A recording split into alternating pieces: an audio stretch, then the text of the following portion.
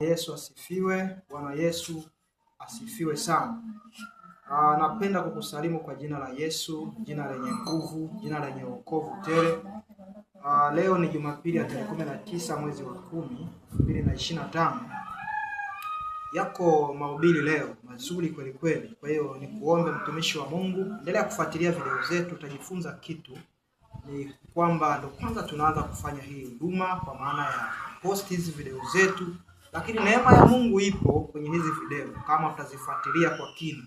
So la msingi sana na usisahau kulike video zetu unapoziona Facebook, TikTok na YouTube.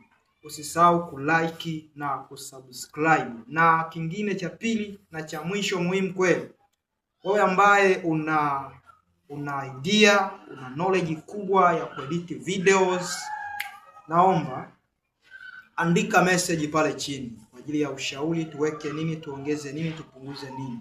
Mungu akubariki sana, Mungu akulinde. Amen.